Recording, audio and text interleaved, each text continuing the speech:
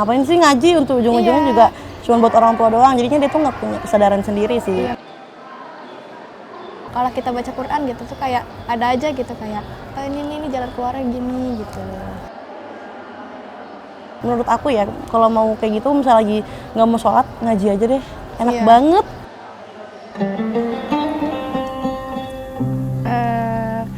Rasanya agak takut, deg-degan, terus ya gimana ya, seneng juga sih. Yang ditakutkan itu berarti nanti kedepannya harus punya strategi lagi gitu, harus kita benar-benar apa ya, kayak ngejaga, benar-benar harus ngejaga banget, harus murojaah terus gitu. Kalau aku pribadi seneng sih, karena aku juga 30 tuh sebenarnya bukan kemauan diri sendiri, cuman ya awalnya sih gak mau ya. Awalnya tuh aku waktu kelas 11 rencananya itu lulus itu cuman 20 juz, kalau nggak maksimal 25. Iya, kita sama juga. Tapi ternyata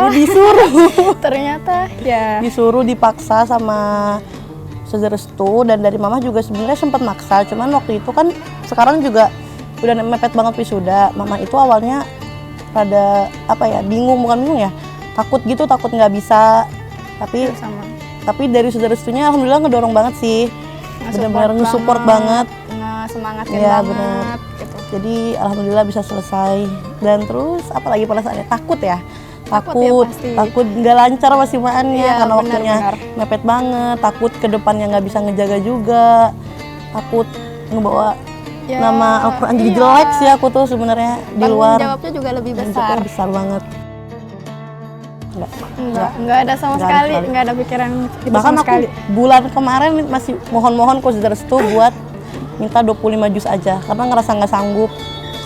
Ditambah UTBK, ditambah ujian lain, itu aku ngerasa nggak sanggup aja buat 30. Tapi ya udah sampai sini. Iya. Gimana? Kalau aku sih karena capek. Kalau aku capek, terus capeknya tapi bukan karena ngafal terus, tapi karena menurut aku monoton aja. Ngafal tuh gini-gini aja, gitu-gitu lagi gitu. Aku sih kalau aku itu yang bikin demotivated. Ya aku juga. Ya, sama. Ya, teman-teman sih. Teman-teman yang selalu support, ngedukung, terus dari ustadz-ustadzanya juga gitu. Yang ngedukung. Kalau aku dari orang tua sih, mostly dari orang tua. Ya orang tua juga. Ya, dari orang tua. Nggak pernah ngingetin, bukan nggak pernah ngingetin sih, ngingetin cuma ngaji doang. Iya, yang penting ngaji, murojaah gitu, jangan lupa. Udah itu doang sih. Iya sih. Kalau menurut aku dari ustazahnya sih suportif banget. Ya, teman-teman juga suportif. Tapi emang menurut aku yang paling mempengaruhi itu sih, karena jam menghafal kita tuh banyak banget. Dulu aku waktu di SMP tuh menghafal cuman setoran ziyadah itu subuh, murajaahnya maghrib. Jadi bener-bener dari pagi sampai sore itu belajar doang. Tapi kalau di IP itu kan bener-bener banyak banget sih, waktu menghafal tuh banyak banget sampai capek duduk biasanya tuh. Tapi Masya Allah itu ngebantu banget. Karena ini motivasi, kalau aku ya sejujurnya dari ustazah sih, motivasi dari ustazah Restu terutama. Yang beliau tuh yang banyak aja gitu motivasinya, suka cerita ini, cerita itu, yang bikin bikin terdorong gitu buat mau gitu. Sama teman-teman juga, teman-teman yang selalu support. Benar-benar. Yang support apapun itu, yang bikin semangat lagi gitu. Kalau menurut aku, kalau beban itu sebenarnya kalau buat seorang mutkin itu ngejaga ya. Cuman kayaknya kalau ngejaga itu juga nggak relevan deh buat yang mutkin doang. Menurut aku sih yang ngehafal juga harusnya ngejaga sih. Buat mengamalkan kan susah ya, menurut aku susah banget mengamalkan. Tapi minimal menjaga nama baik, nama para penghafal aja sih. Nggak usah, jangan yang terlalu. Gak apa-apa sih kalau misalnya bisa mengamalkan, bagus. Cuman kalau misalnya nggak bisa, minimal jangan membuat nama penghafal jadi kotor gitu. Kalau aku sih itu. Kalau aku juga ya sama gitu. Ya intinya ya satu ya, takutnya nggak bisa ngejaga nama baik menghafal Quran. Takut nggak bisa bertanggung jawab juga sama hafalannya gitu. Nanti waktu udah keluar. menurut aku sebagai pembimbing dalam hidup. Iya. Al-Quran itu pembimbing dalam hidup kita. Maksud saya banyak gitu di Al-Quran yang ngejelasin tata cara misalkan kayak makan minum yang benar atau mungkin hukum-hukum yang benar.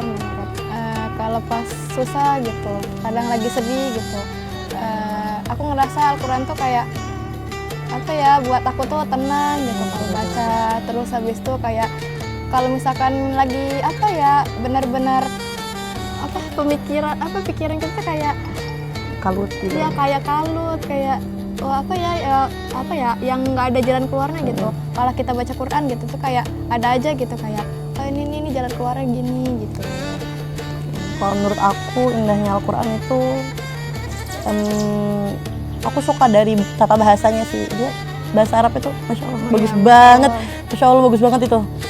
Apa ya, bikin tenang, bikin kita mau belajar lebih terus juga, apa ya, lebih lanjut juga. Terus juga emang kadang aku juga kalau lagi sedih, kalau lagi mau apa-apa tuh kan cuma Al-Quran itu kalau lagi merasa kurang enak gitu, suruh sholat gitu-gitu. Minimal menurut aku ya, kalau mau kayak gitu misalnya lagi nggak mau sholat, ngaji aja deh, enak banget. Udahnya perasaannya bikin tuh tenang banget. Bikin tenang, yang beneran real tenang. Aku dulu ya, kalau kamu hebat sih.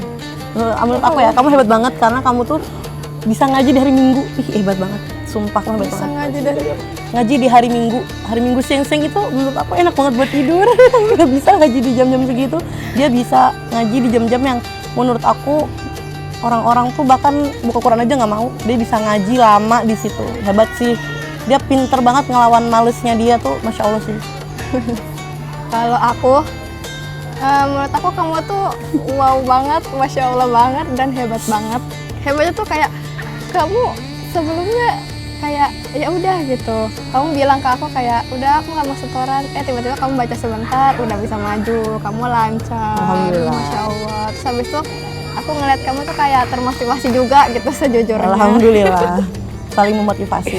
Motivasi ya. Hafiz Indonesia ya. Kita Hafiz Indonesia. Dulu banget. Kita tuh kayak kagum banget sama Hafiz Indonesia gitu, kayak Terus kayak tapi mustahil gitu iya, nggak sih? kayak mustahil buat kita, kayak nggak bisa nih. Ya gitu. nggak mungkin bisa. Nggak Dulu mungkin, sih. Iya, dulu mikirnya gitu. Sampai sekarang sebenarnya menurut aku juga mustahil sih 30 juz tuh sebenarnya mustahil banget. Cuman di titik ini lebih kayak ya udahlah, jalanin aja dikit lagi ini gitu. Iya. Seneng juga sih sebenarnya. Gak nyangka. Iya, gitu, nggak nyangka. Ya. Mungkin kata aku sih ya, teman-teman aku juga ngeliat aku banyaknya tuh jarang ngaji. Menurut aku juga tipe yang jarang ngaji sebenarnya. Mungkin yang emang dilihat sih emang begitu ya. Aku juga merasa aku sendiri nggak sebanyak dia ngajinya gitu. Nah, tapi emang tetap aja sih semuanya tuh butuh ada yang dikorbankan menurut aku. Entah waktu main, entah waktu belajar, waktu ngobrol, menurut aku emang harus ada aja yang dikorbanin gitu.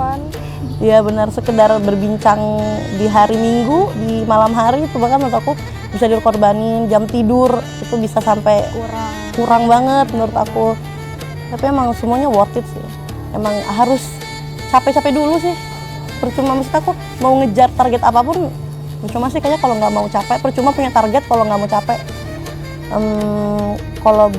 Kalau misalnya mau anaknya 30 juz atau mau mungkin anaknya mungkin di rumahnya juga harus disupport sih. Di rumahnya entah harus, aku juga tipe yang susah banget ngaji di rumah, ya Allah males banget. Cuman minimal disuruh gitu, minimal disuruh. Tapi emang harusnya sih dari kesadaran sendiri ya. Lebih enak dari kesadaran sendiri, capek apapun masih mau gitu. Disuruh tuh bagian dari support menurut aku. Karena dari situ aku tahu kalau ternyata mama beneran mau gitu, aku ngaji beneran mau aku selesai gitu. Meskipun nggak pernah bilang gitu. Aku buat teman-teman ya. Buat teman-teman ya, pertama lurusin niat dulu sih. Niat kalian ngafal tuh buat apa, buat siapa, karena apa itu. Terus habis itu apa ya, kayak ya inilah apa, perbanyak nyari motivasi yang bisa bikin kamu semangat ngafal gitu. Bikin semangat ngafal, bikin semangat murojaah gitu. Terus itu sih kalau buat orang tua apa ya, kalau bisa kasih motivasi anaknya tuh yang baik, yang bagus, yang bisa buat anak tuh berpikir kayak oh iya benar, ya aku harus begini gitu, itu baik gitu. Terus habis itu kalau mungkin ya aku nggak bakal nyuruh sih. Orang tua aku juga tipenya ya nyuruh tapi ya nggak nyuruh banget gitu. Cuman kalau misalkan emang nyuruh itu ya pelan-pelan gitu, nyuruhnya pelan-pelan dengan kata-kata yang halus dan kata-kata yang baik gitu, yang bikin kita tuh bikin anak tuh nggak tersinggung gitu, bikin semangat ngafal ngaji gitu. Yang penting kalau mau jangan tanyain terus sih. Iya, jangan tanyain terus. Kalau ditanyain terus tuh malah bikin tertekan, bikin anak kayak ngapain sih ngaji, untuk ujung-ujungnya juga cuma buat orang tua doang. Jadinya dia tuh nggak punya kesadaran sendiri sih, karena dia merasa cuma harus memenuhi ekspektasi orang tua doang. Menurut aku sih gitu.